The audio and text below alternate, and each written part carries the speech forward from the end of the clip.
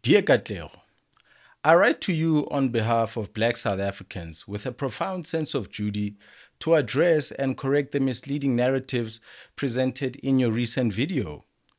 Your portrayal of crime statistics, coupled with your attacks on our political choices and personal stories, not only distorts the truth, but also deepens divisions in our society.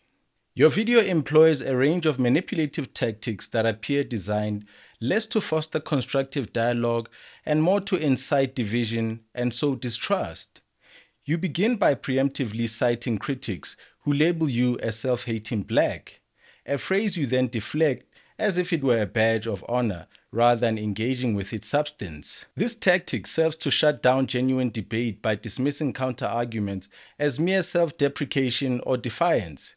You are saying to somebody who disagrees with you, "Screw you. I've heard that many times before and I have no concern to hear any more of it. This is a bad attitude and you need to come off it."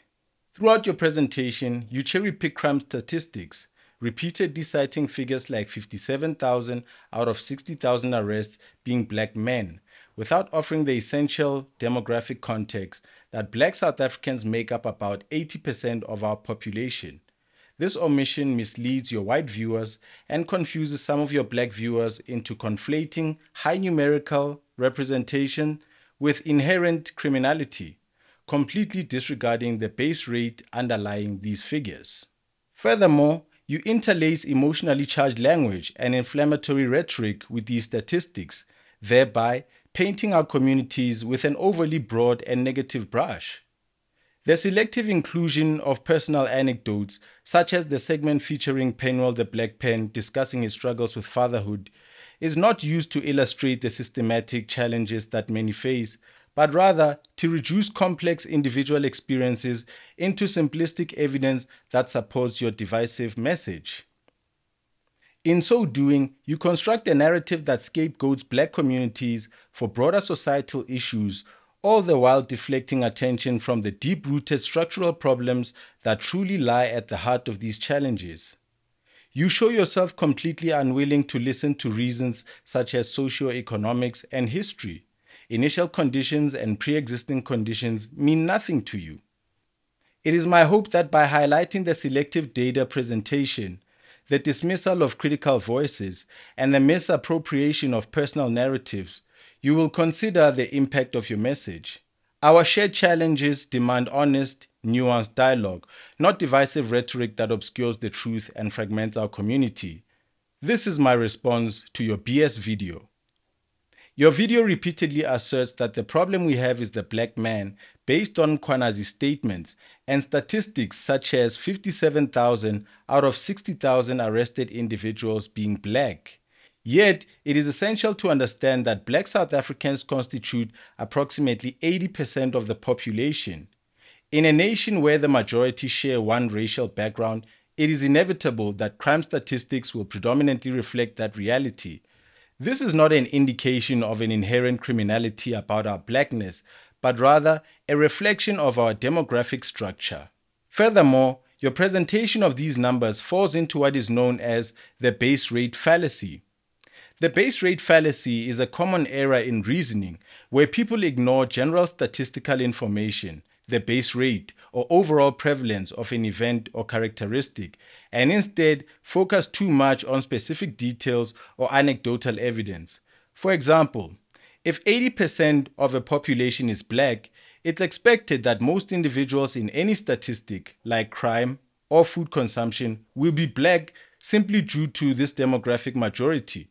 Ignoring this context can lead to misleading conclusions about inherent traits or behaviors of that group. Here are some everyday examples demonstrating what I mean. Traffic on the roads.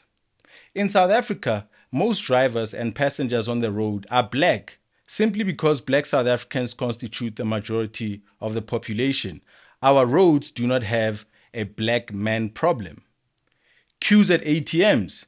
When you see that most people waiting at an ATM are black, it reflects the overall demographic makeup, not any inherent characteristic about who uses ATMs. Our ATMs do not have a black man problem. Queues at Chicken Licken.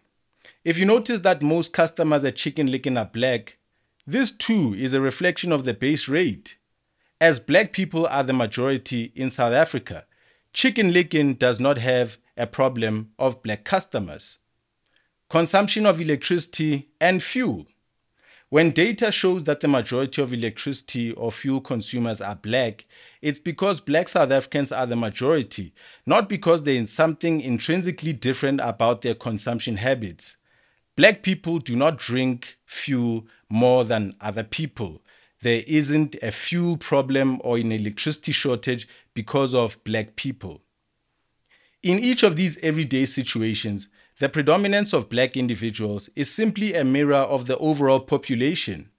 Drawing negative inferences about behavior or character from these numbers, as is done in some of Katlego's arguments, ignores the base rate and leads to flawed conclusions.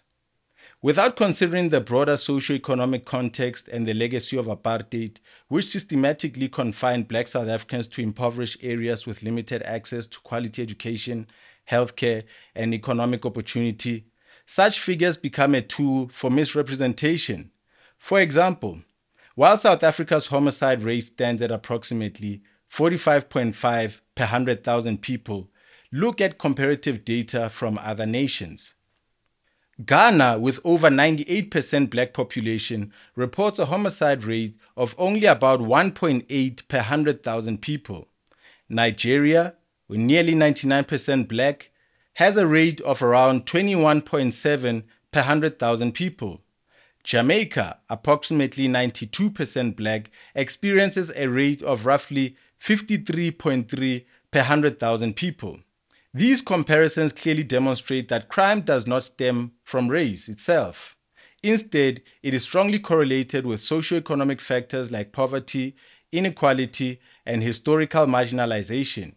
In South Africa, the entrenched economic disparities and the lasting effects of decades of systematic inclusion are the real drivers behind higher crime rates in certain communities, not an inherent flaw within black people. It has become increasingly clear that your channel's content extends beyond an isolated misrepresentation of crime statistics.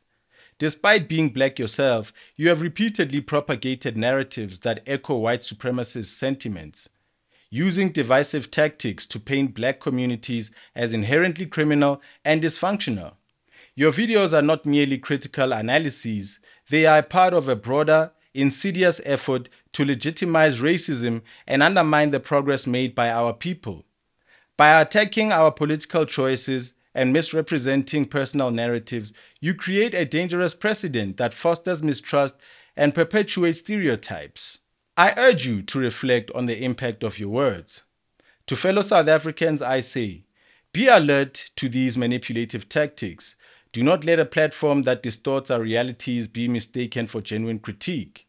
True empowerment comes from understanding our shared history and working collectively to overcome the structural challenges imposed upon us, not by internalizing narratives that seek to divide and degrade. Next, I will focus on your attack on our political choices and personal narratives. In addition to the misuse of crime data, your video also unfairly targets black South Africans for voting for the ANC and manipulates personal narratives such as that of Penuel to paint our communities as dysfunctional. It is both unjust and misleading to insinuate that supporting the ANC is somehow an endorsement of criminality. The majority of black South Africans have historically voted for the ANC because it was the party that led us out of the oppressive apartheid system and continues to strive, despite its challenges, to address the long-standing inequalities that our people face. Moreover, your inclusion of Penuel's personal story, stripped of its personal context, aims to generalize his individual struggles as a widespread failing in black family structures. Penuel's challenges in fatherhood are his own, reflective of the hardships that many individuals face in trying to navigate personal and systematic difficulties.